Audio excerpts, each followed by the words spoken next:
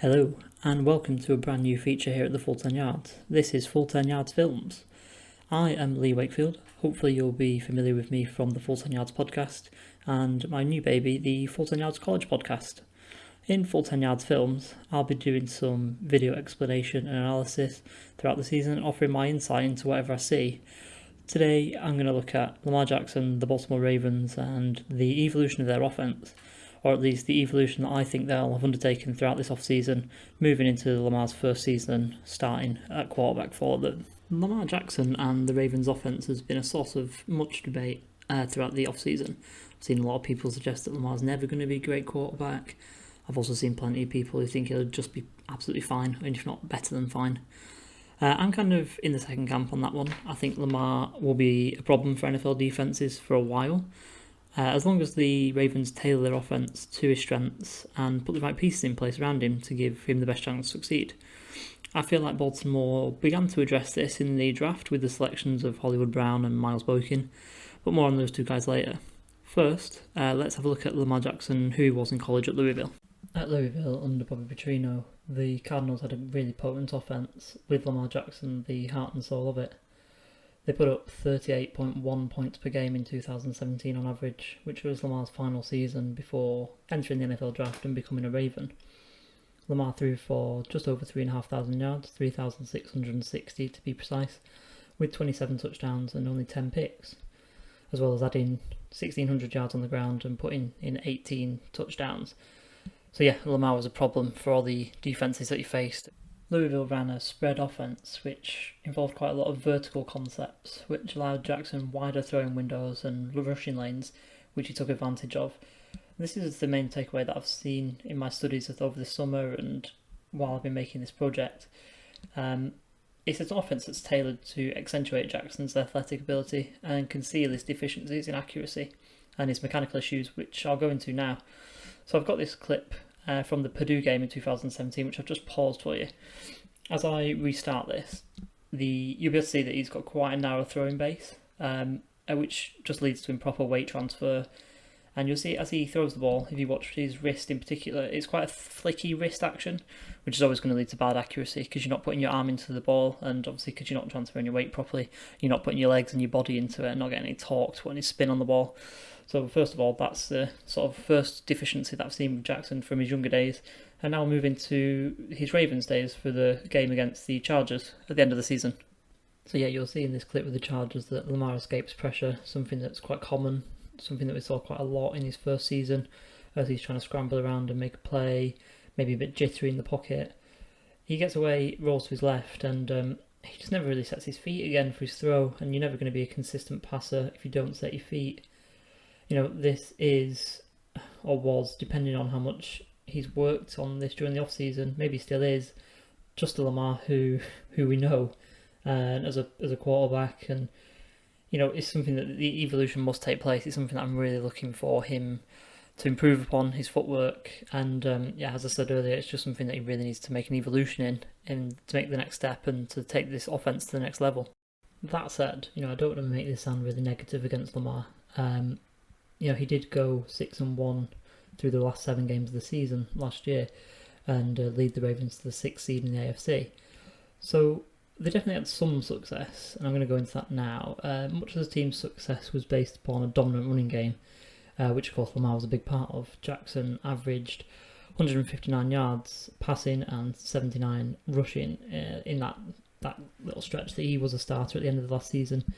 Lots of this was RPO and read option plays coming from either spread formations, such as this one that I'll show you next. This is where, you know, the Ravens have a QB draw and they run through the middle for a nice gain. Or the next one is, you know, the heavier set, where, you know, they line up with big defensive linemen, lots of tight ends, and they make an RPO and get another decent gain. Well, not just obviously a decent game, but obviously a touchdown in that sequence. So yeah, sorry Adam, by the way, we've shown a couple of plays against the Bengals now. Sorry about that, mate. And yeah, it wasn't all about Jackson running the ball. The Ravens had a fairly deep running back stable, which they rotated through. Edwards, Buck Allen, Kenneth Dixon, all enjoyed success, as well as Jackson. And it all involved a power running game running through the middle between the tackles. or working off the idea that they would run through the tackles and Jackson would then run outside, as we see in one of the clips here. And just to make it a bit fair, here's one against the Chargers. It was a huge gain for the Ravens in the end of the season. So yeah, it was all fun and games for the Ravens as they were revitalised under Jackson after they benched Joe Flacco. Jackson topped 200 yards passing for the first time against the Chargers in that game that I just showed in Week 16. However, when the two teams met again in the wildcard round, the Chargers seem to have found the antidote to what the Ravens are coming up with on offence, which is worrying for the Ravens and their fans, coaching staff, because since LA were the first team to see this offence twice, they've obviously put out the blueprint to beat it, and they've got to now evolve, and that's what the whole feature's about, really. So this is the game that necessitated that, and how did they do that? How did Gus Bradley's defence slow down the Ravens? Well, it was in three ways, really. First of all, clogged up the middle. Obviously, we've seen the Ravens sort of running through the middle the whole time, and they've had so much success by doing that. This was supplemented by Derwin James being used as an overhang defender. This was kind of a real hybrid role, which obviously not every team has a Derwin James, but James played like an outside linebacker in a 3-4 base defense and setting the edge and negating tight ends in man coverage. And like I said before, the defensive end sort of crashing in the middle and then leaving the corners and safeties to come down and sort of set the edge as the defensive ends would do in a traditional defense. And I just showed those two clips there, just slowed down because it's a little bit more difficult to see trench play when it's at full speed. So how else did they do it? So there's a couple more that I mentioned earlier. The Chargers essentially just lived in the opposition backfield. Melvin Ingram, Mosu, they just got so much penetration. Darius Phylum was another one, and Lamar Jackson was sacked a bunch of times and was made to feel very, very uncomfortable. And then after that, once the lead was established, the Chargers just stood off and dared Jackson to beat them with a pass, and he wasn't able to do that and seal out the game, which we'll kind of see here. Look, there's just no pass rush really whatsoever. They let him roll out, and then Desert King eventually makes the tackle.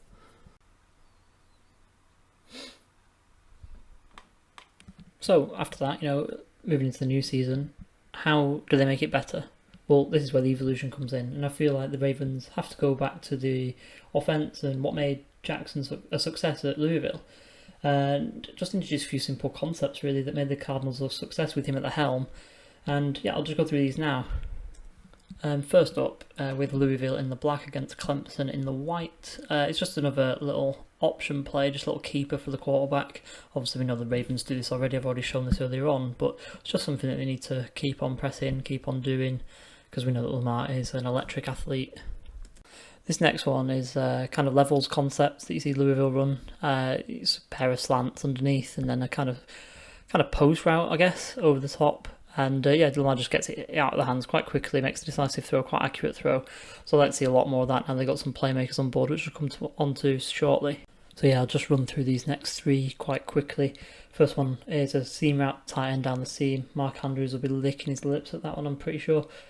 Next one in the next game, a nice little drag route. I'll come on to the guy who I've got in mind for that one quite soon.